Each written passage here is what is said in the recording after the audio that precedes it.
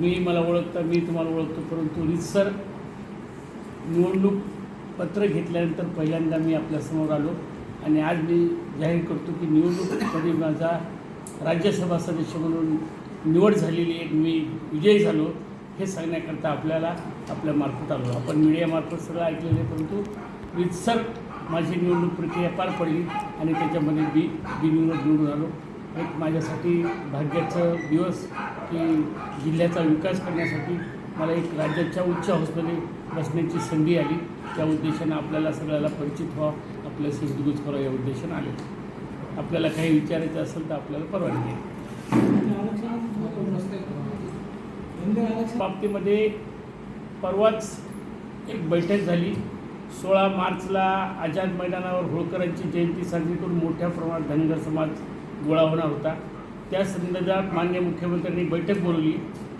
त्यांनी सांगितलं की तुम्हाला येण्याचं असेल तर लोकशाही बंधन करता येणार नाही, आपण यायचं तर जरूर या, परंतु मार्ग सोडवण्याच्या दृष्टिकोनातून आपण ॲडव्होकेट जनरलशी यांच्याशी चर्चा करून आपण तो मार्ग सोडवण्यासाठी प्रक्रिया सुरू केलेली आहे आणि तिला वेग येण्याचं काम केलं आहे. आमची त्या दिवशी बैठक झाली. त्या दिवशीचे सेक्रेटरी होते, सेक्रेटरी विठ्ठल मागासे होते. आम्ही एजीबरोबर चर्चा करून आज त्यांनी तत्वता मान्यता दिली की धनगर आरक्षण द्यायचं आहे, परंतु धनगर आरक्षणाचा प्रश्न हा देशाच्या काय राज्याचा तो विषय नाही आणि म्हणून देशाचा विषय असल्यामुळं साधं कोणी काही जरी म्हणलं असेल तर प्रेसिडेन्शियल ऑर्डरमध्ये बदल करावा लागतो. राज्याच्या 47 जाती ज्या आदिवासीच्या आहेत त्यावर 36 नंबरवर धनगड शब्द आहे. आज देशामधली कधीही राष्ट्रपती एखादी जात नसेल तर ती टाकत नसतो आणि म्हणून ती टाकलेली आहे आणि देशामधलं एकही सर्टिफिकेट राज्यामध्ये धनगड असं नाही. पहिले 3-4 बोगस सर्टिफिकेट होते, त्याच्यामुळे आमची हायकोर्टाची केस आम्ही हारलो. आता राज्यामध्ये धनगड एकही नाही आणि म्हणून सरकारला आता ते सोपं झालेलं आहे.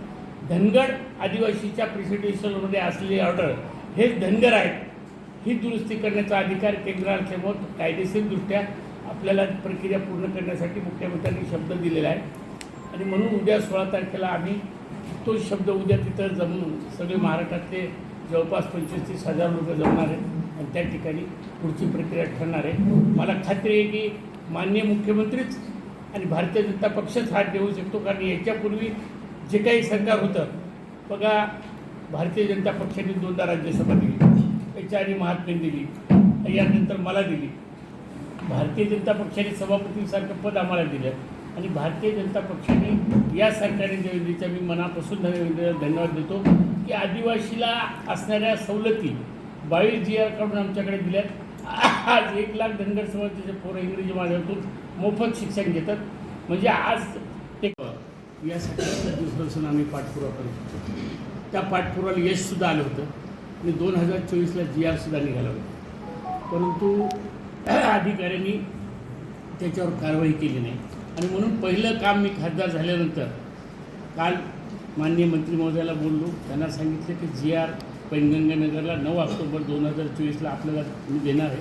2024ला इसापूर धरणाला आद्य क्रांतीवीर राजे नवसाजी नाईक जलाशय असं नाव देण्याचं ठरलं, परंतु अधिकारी अंमलबजावणी करत नाहीत. त्यांनी तात्काळ पत्र काढलं आणि त्यांनी पत्र दिले की अप्पर पैनगंगा प्रकल्प इसापूर धरणास आद्य क्रांतीवीर राजे नवसाजी नाईक जलाशय असे नाव देण्यावर तात्काळ अंमलबजावणी करण्यावर मागणी केलेली आहे. अप्पर पैनगंगा प्रकल्प इसापूर हा राज्यातील महत्त्वाचा सिंचन प्रकल्प असून विदर्भ मराठवाड्यातील शेतीसाठी महत्त्वाचा जलस्रोत आहे. या धरणास आद्य क्रांतीवीर राजे नवसाजी जलाशय असे नामकरणाबाबत कारवाई करण्यात आलेली आहे. याबाबत आपणास कळून येते की शासन निर्माण पत्र क्रमांक 2022-242 दिनांक 9 ऑक्टोबर अप्पर पैनगंगा प्रकल्प इसापूर धरणास आद्य क्रांतीवीर नारायण नवसाजी असे नाव देण्याबाबत निर्णय झालेला आहे. शासन निर्णय तात्काळ अंमलबजावणी करण्याबाबत या नामकरणाची माननीय खासदार यांच्या उपस्थितीत हा कार्यक्रम त्वरित घ्यावा असे शासनाने कळवले आहे. एक 8 ते 15 दिवसामध्ये त्या धरणाला माझ्या उपस्थितीत तो कार्यक्रम होणार आहे. हे माझं समाजाच्या प्रती आणि नवसाजी नाईकांच्या परिस्थितीचं पहिलं काम आहे. हे आपल्याला सांगण्याने मला अत्यंत आनंद होतो.